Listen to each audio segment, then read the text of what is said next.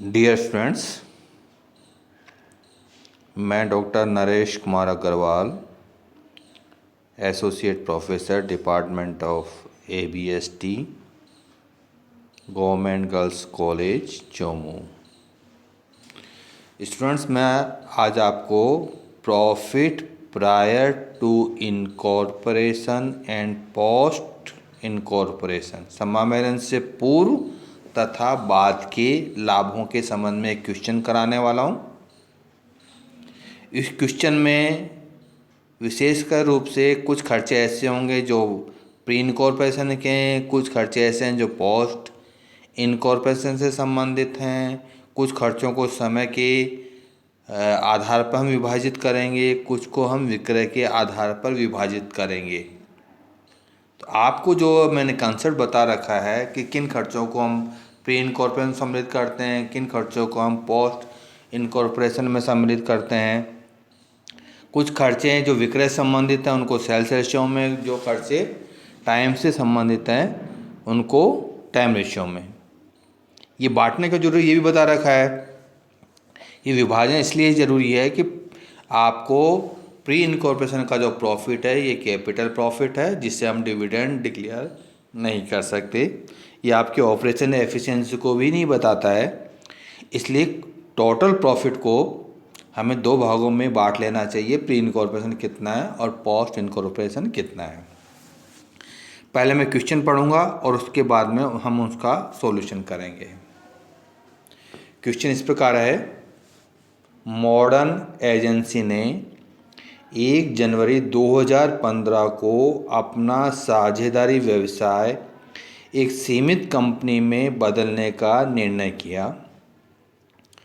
क्रय प्रतिफल 2,34,00,000 पर निर्धारित हुआ। कंपनी का समामेलन प्रमाण पत्र 1 अप्रैल 2015 को प्राप्त हुआ। इस बीच कंपनी के नाम से व्यवसाय चालू रहा। वह क्रय प्रतिफल उक्त तिथि को मई 12% वार्षिक ब्याज के भुगतान किया गया। कंपनी ने अपने प्रथम अंतिम खाते 31 मार्च 2016 को बनाए, जिसका संक्षिप्त लाभ हानि खाता निम्न प्रकार है। सेल्स 4,68,00,000 रुपये, less cost of goods sold 3,27,60,000 रुपये, स्टाफ सैलरीज 23,40,000 रुपये, एडवर्टाइजमेंट 14,04,000 रुपये, डिस्काउंट 23,40,000 रुपये, डेप्रिसिएशन 3,60,000 रुपये, मिसक्लिनियस ऑफिस एक्सपेंसेस 2,40,000 रुपये, मैनेजिंग डायरेक्टर सैलरी 1,80,000 रुपये, इंटरेस्ट 19,02,000 रुपये, रेंट 14,40,000 रुपये। इन खर्चों का टोटल 4,29,66,000 रुपये। नेट प्रॉफिट फॉर 15 मंथ्स 38,34,000 रुपये। कंपनी ने व्यवसाय के विक्रेता को क्रय प्रतिफल का भुगतान 1 अप्रैल 2015 को 12% ब्याज की दर से 3 माह का ब्याज जोड़कर किया। इस तिथि को कंपनी ने 1 करोड़ रुपए का ऋण कार्यशील पूंजी की आवश्यकता हेतु लिया। 1 अप्रैल 2015 से कंपनी की औसत मासिक बिक्री फर्म की औसत मासिक बिक्री से 2 गुना हो गई, लेकिन कर्मचारियों का मासिक वेतन उस तिथि से 3 गुना हो गया। कंपनी को 1 जुलाई 2015 को एक अतिरिक्त स्थान 60,000 रुपये मासिक किराए पर लेना पड़ा। समामेलन से पूर्व और पश्चात की अवधियों के विभिन्न व्यय और आयों को बांटते हुए एक विवरण पत्र तैयार करना है हमको। स्टूडेंट देखिए, इस क्वेश्चन के अंतर्गत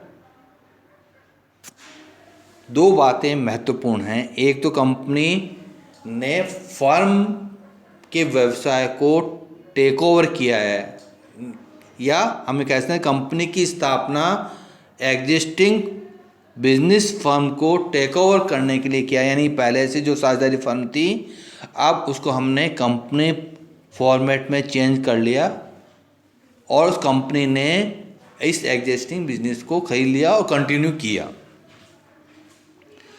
पहली बार जो अंतिम खाते बने वह 31 मार्च 2015 को नहीं होकर 2016 को तैयार किए गए। यानी 3 महीने के जो बिजनेस फर्म कंटिन्यू किया है उसके अंतिम खाते तैयार नहीं किए। यानी कुल मिलाकर हमने 15 माह के खाते एक साथ तैयार किए हैं।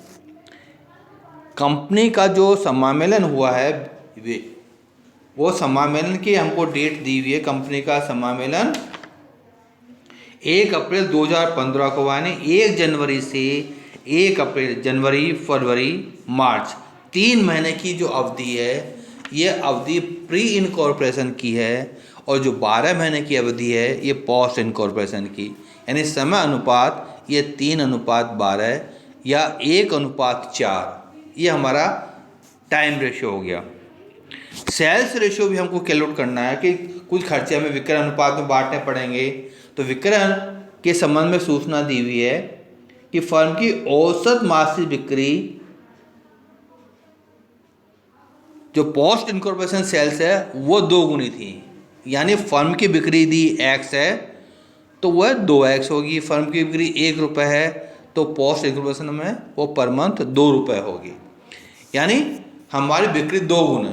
तो यहाँ टाइम पीरियड भी इम्पोर्टेंट है। 3 महीने को हम 1 रुपये यानी x से गुना करेंगे तो 3x, तो सेल्स ये 3x ये प्री इनकॉर्पोरेशन की होगी। और पोस्ट इनकॉर्पोरेशन में सेल्स होगी जो मैंने वर्किंग नोट में बता रखा है वह 12 मंथ्स हैं इसको 2 से मल्टीप्लाई कर दीजिएगा तो ये 24x आ जाएगी।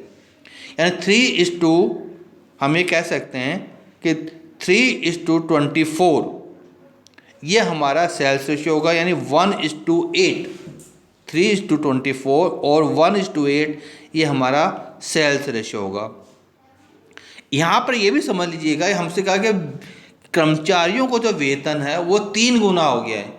यानी प्री इनकॉर्पोरेशन में दी हम x का भुगतान कर रहे थे वो 3x का भुगतान अब करना पड़ेगा। यानी ये रेशियो हो जाएगा 1:12। 1:12 3 महीने की बिक्री 3 इंटू 12 महीने की 36, तो 3:36 यानी 1:12 यह कर्मचारियों के वेतन को बांटने के लिए हमारे पास में काम आएगा।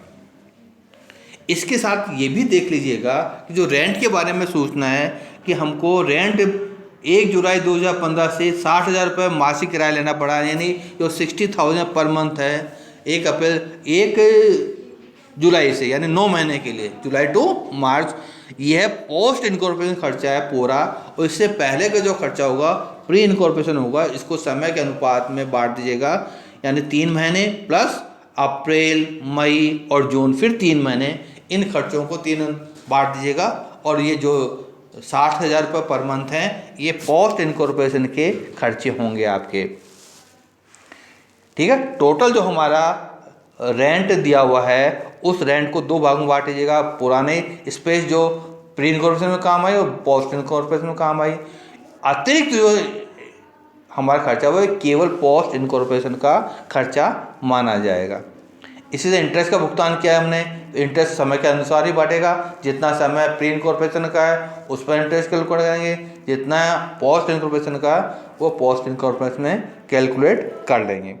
अब हम क्वेश्चन सोल्व करते हैं। आपको टोटल सेल्स दी हुई है ये 4,68,00,000 दी हुई है। इसको जब हम टी फॉर्म में इसको बनाएंगे, जैसे आपको स्क्रीन पर दिख रहा है, तो बाई सेल्स 4,68,00,000 को हमने सेल्स रेशियो में विभाजित कर दिया। आपका सेल्स रेशियो हमने कैलकुलेट किया था, वो किया था हमने 1:8। 1:8 में इसको विभाजित कर देंगे तो ये अमाउंट आ जाएगी 52 लाख और उसकी 8 गुना 4,16,00,000। प्री इनकॉर्पोरेशन में 52 लाख रुपए, पोस्ट इनकॉर्पोरेशन में 4,16,000 रुपये। इसी रेशियो के अंतर्गत कॉस्ट ऑफ गुड्स सोल्ड को बांट देगा। तो डेबिट साइड में लिखेगा to good cost of goods sold 3,27,60,000 को 1:8 में बांटेंगे तो इंटू 1/9, तो ये अमाउंट आ जाएगी 36,40,000 प्री इनकॉर्पोरेशन में और पोस्ट इनकॉर्पोरेशन आ जाएगी, इसको मल्टीप्लाई कर दीजिएगा 8 से, तो 2,91,20,000 ये पोस्ट इनकॉर्पोरेशन की। सेल्स में से इस राशि को कम कर देंगे तो ग्रॉस प्रॉफिट आ जाएगा। तो जो हमारा ग्रॉस प्रॉफिट आ गया प्री इनकॉर्पोरेशन में 15,60,000 और पोस्ट इनकॉर्पोरेशन में 1,24,80,000 रुपये। इसको क्रेडिट साइड में लिख दीजिएगा। By gross profit 15,60,000 and 1,24,80,000। अब जो हमको खर्चे दिए हुए हैं इन खर्चों को बांट दीजिएगा। खर्चे आपको दिए हुए हैं स्टाफ सैलरीज, जैसे आप बताए 3 गुना स्टाफ बढ़ गया, हमारा वेतन खर्चों का बढ़ गया, तो उस अनुपात में इसको बांट दीजिए। अनुपात हमने कैलकुलेट किया था 1:12, 1:12 में इसको बांट दीजिएगा। तो टोटल स्टाफ सैलरी है ये हमारी दी हुई है 23,40,000। तो इसको बांटने पर 1:12 तो 1/13 तो 1,80,000 ये प्री इनकॉर्पोरेशन में आ जाएगा। और इसको मल्टीप्लाई कर दीजिएगा 12 से, तो ये 21,60,000 ये पोस्ट इनकॉर्पोरेशन में। एडवर्टाइजमेंट ये सेल्स से संबंधित है, इनको सेल्स रेशियो यानी 1:8 में बांट दीजिएगा। तो प्री इनकॉर्पोरेशन में अमाउंट आ जाएगी 1,56,000 और पोस्ट इनकॉर्पोरेशन में ये 12,48,000 रुपये। डिस्काउंट ये भी सेल्स से संबंधित है, इसको भी सेल्स रेशियो में बांट दीजिएगा। डिस्काउंट की टोटल अमाउंट दी हुई है आपको 23,40,000 रुपये, इसको बांट दीजिएगा। तो ये अमाउंट आ जाएगी आपकी 1:8 रेशियो में बांटने पर 2,60,000 एंड 20,80,000। डेप्रिसिएशन इसको समय के अनुपात में बांट दीजिएगा। डेप्रिसिएशन को समय के अनुपात में बांटें 3,60,000 रुपये दी हुई है। 1:समानुपात क्या निकाला था आपने 3:12 1:4 1:4 में बांट देगा तो 72,000 एंड 2,88,000 ये पोस्ट इनकॉर्पोरेशन में डेप्रिसिएशन के। ऑफिस एक्सपेंडिचर भी ये समय के अनुपात में बांट दिएगा। तो टोटल ऑफिस एक्सपेंडिचर आपको दिए हुए हैं 2,40,000 तो 48,000 ये प्री इनकॉर्पोरेशन में, 1,92,000 ये पोस्ट इनकॉर्पोरेशन में आएगा। मैनेजर से डायरेक्टर केवल कंपनी में होते हैं, तो ये पूरा खर्चा पोस्ट इनकॉर्पोरेशन का है 1,80,000 पोस्ट इनकॉर्पोरेशन में। इंटरेस्ट की एक्चुअल अमाउंट कैलकुलेट करेंगे 34 लाख, जो आपका 2 करोड़ जो आपको ये 2,34 लाख निर्धारित हुआ है आपका परचेज कंसेशन। इस पर ब्याज कैलकुलेट कर लीजिएगा 3 महीने का प्री इनकॉर्पोरेशन का 12% के हिसाब से 7,02,000, तो 7,02,000 रुपये ये प्री इनकॉर्पोरेशन में। और हमने 12% 1 करोड़ से के आधार पर ये 12 लाख ये पोस्ट इनकॉर्पोरेशन में इंटरेस्ट के सम्मिलित हो गए। रेंट हमने बताया था कि जो हमारा 5,60,000 पर मंथ है ये केवल एक्स्ट्रा स्पेस के लिए ये पोस्ट इनकॉर्पोरेशन में आएगा। इसके अलावा जो हमारा 9 लाख रुपए का रेंट है इसको 3:12 में बांट दीजिएगा। तो प्री इनकॉर्पोरेशन में 1,80,000 और पोस्ट में 7,20,000। इस प्रकार पोस्ट इनकॉर्पोरेशन में 7,20,000 प्लस 5,40,000 12,60,000 रुपये। तो आप लिख दीजिएगा 1,60,000 प्री इनकॉर्पोरेशन में, 12,60,000 रुपये पोस्ट इनकॉर्पोरेशन में। अब देखिए नेट प्रॉफिट होगा या लॉस होगा ये डिपेंड करता है हमारी इनकम और एक्सपेंडिचर जो हमने अपने प्रॉफिट एंड लॉस अकाउंट में लिखे हैं। तो प्री इनकॉर्पोरेशन में 38,000 रुपये से खर्चे ज़्यादा आ रहे हैं, तो इसका मतलब हमको लॉस हो गया है। तो by net loss pre incorporation में 38,000। पोस्ट इनकॉर्पोरेशन में प्रॉफिट है हमारे क्रेडिट साइड का टोटल 1,24,80,000 है, इसमें खर्चे यदि कम घटा देंगे तो हमको नेट प्रॉफिट प्राप्त होगा 38,72,000 रुपये। तो प्री इनकॉर्पोरेशन का लॉस 38,000 और पोस्ट इनकॉर्पोरेशन का प्रॉफिट 12,60,000 रुपये। प्री इनकॉर्पोरेशन का जो लॉस है 38,000 ये हमारा कैपिटल लॉस है, जिसको हम किसी भी कैपिटल प्रॉफिट या रिजर्व से सेट ऑफ कर सकते हैं, चार्ज कर सकते हैं, राइट ऑफ कर सकते हैं। स्टूडेंट इस क्वेश्चन में कोई भी पॉइंट जो आपको समझ में नहीं आया हो, सेल्स रेशियो, टाइम रेशियो, खर्चों का जो हम जिस तरह हमने डिवीज़न किया उससे संबंधित कोई भी प्रॉब्लम हो तो आप मुझे अपनी प्रॉब्लम व्हाट्सएप पर बता सकते हैं या फ़ोन पर बातचीत करके अपनी समस्या का समाधान प्राप्त कर सकते हैं। Thank you.